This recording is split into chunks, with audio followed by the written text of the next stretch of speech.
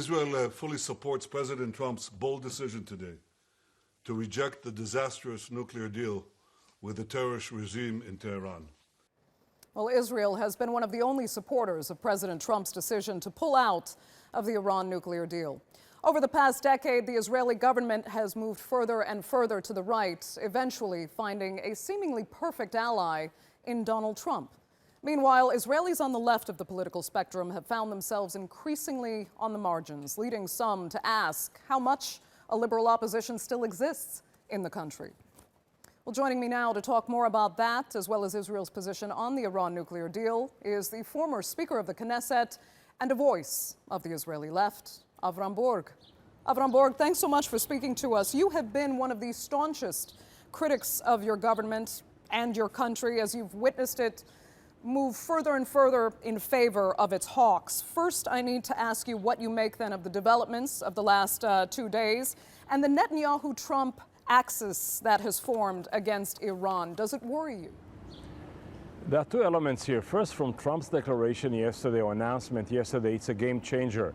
If at the beginning of the conversation it was Obama and the Europeans on the liberal progressive side versus the Israeli conservative side, now all of a sudden it's conservative America, conservative Israel, some progressive in Iran, some progressive in Europe. It's a different game changer. And my feeling is if it will continue this way, it will go into a total impasse. And therefore there is a need, there is a call for a different kind of leadership or another kind of a voice or leverage in the process, and two might supply it. One might be President Putin and the other one might be President Erdogan. It will be very interesting to see if the game will be Israel and America versus Iran and Europe, or will other players move in. I hope they will, because there is a need for a responsible adult here, which the American president is not now. But do you feel, clarify what you're saying here, do you feel that Putin and Erdogan could be the responsible adults to step in? In a way, yes. In a way, it goes wider.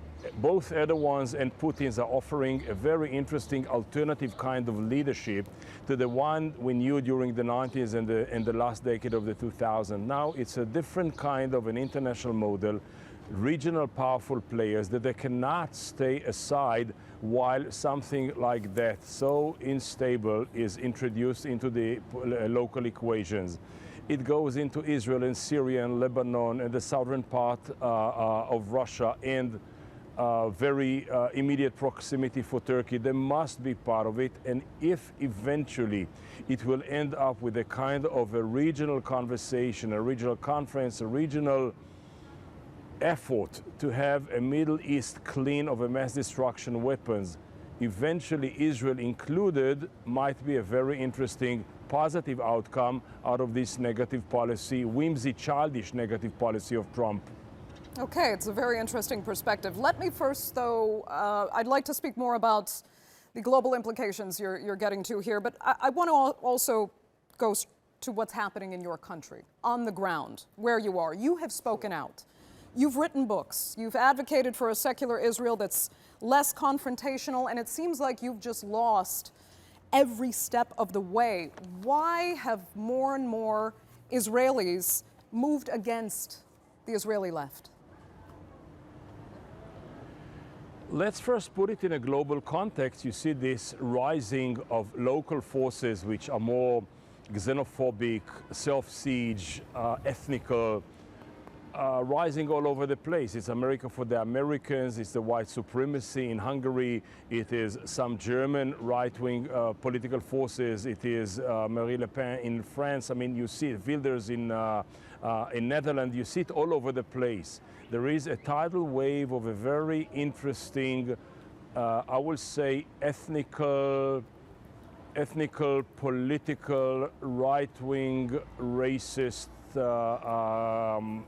global international coalition, and Israel is part of this wave. Within Israel, we have a prime minister that is in power for a long time, which is Mr. Netanyahu, that never mind how you look at it, his public support is only 1/4 of the constituency. Only 30 Members of Knesset are members of the government's party. All the rest of the population, 75% of the population, voted differently. Now, Israel is a coalition system. It's not a presidential system. It's a coalition system, parliamentarian system. And the chance to replace him is not very remote. Yet, since the entire Middle East rumbles, the entire Middle East is, I will say, since the invasion of George W. Bush in his fully invasion to Iraq, brought down Iraq, brought down Syria, brought down, I will say, the entire 19th and 20th centuries understanding about the future and the borders and the nation-state relations of the Middle East. We are now in an era of transformation. Say to themselves many Israelis, not necessarily about Netanyahu, but say, if this is the Middle East, let's move a step backwards till it will stabilize. I do not share this opinion. I believe that there are a couple of forces in the Middle East which are very solid, very powerful, and not that corrupt. I will say, when you look at Iran and Turkey and Egypt and Israel, I will say you have players. When you add to it Jordan, Morocco, and some other elements in the region, you can have a very interesting, different coalition of stability, but it depends what you want. If you are right-wing Israelis, that the only thing he or she has in mind is, never mind what's going on around, let's occupy the occupied territories at all price, so you don't move forward. But if you're somebody like myself who say, listen, there are opportunities, I would have jumped on the opportunities the Middle East offers nowadays. Okay, but Avraham, I mean, I have to address some of your critics here. They say that you are basically a leftist, anti-Zionist extremist that failed to find the middle ground. And in turn, you've led the Israeli people, you know, further to the right and alienated yourself. Listen, I'm awful. I'm untrustworthy, well-poisoned, a Trojan horse, stab the back of the nation. I'm an awful individual. I'm a pariah. Okay, so put me aside, but face my opinion. Put me aside, but argue with my arguments. I've spoken to too many Israelis whom I trust that don't agree with that. So go ahead. Do you really think, listen, do you really think that I care what people gossip about me? I care about argument. Now, when it comes to win an argument politically, I'm no doubt, or people like myself are no doubt are not there. But the kind I believe, the kind of politics I believe is that you're not in power forever. So the role of people like myself is not just to sit down and mourn about the fate and how bad it is, etc., but to prepare the tools and the containers and the alternatives and the new paradigm, which is beyond partition, which is beyond conflict, which is beyond animosity, to the day in which more and more people will wake up and say, wow, this Netanyahu conservative passivity took us to such a limbo that we have to walk away. The minute the public will turn around and public's turn around, I will be ready. Okay. In a second, I want to ask about your timescale on that. But first, I have to ask you about what your immediate fears for Israel are. Whether you like it or not, the people who are in power in Israel are in power. And when you see you've got laws pending that give your prime minister and your defense minister full authority to declare war. Israel has already taken military action in Syria, some say very necessarily, to fight Iranian militia there. Do you think Israel is in genuine danger at this point? I hope not. I think we should make a very clear distinction between the populist incitement coming from the mouth of some of the right-wing extreme politicians who try either to introduce themselves into the evening's news show or into the headlines or some populist social networks, and the deep responsible approach of the military establishment, of the other security and political in a mechanism which prevented Netanyahu a couple of years ago to go openly against Iran, which prevented Netanyahu and other prime ministers to go all out against Gaza and smash it the way the defense minister said he will do in 48 hours. There are deep, quiet, solid, responsible forces in Israel that maybe they are not in the elected external extrovert power, but they are the real power you can trust. Okay.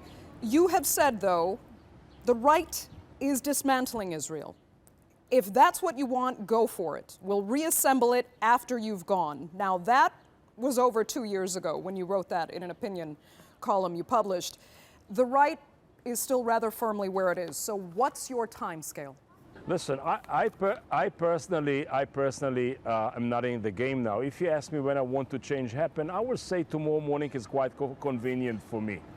But realistically, if it will take longer, but if it will take longer, I would say something personally, but I say it as a strategy. I'm a marathon runner. I'm physically a marathon runner. And I have a lot of patience for a long distance. Nothing in politics, especially modern politics, as whimsy as it is, nothing happens overnight.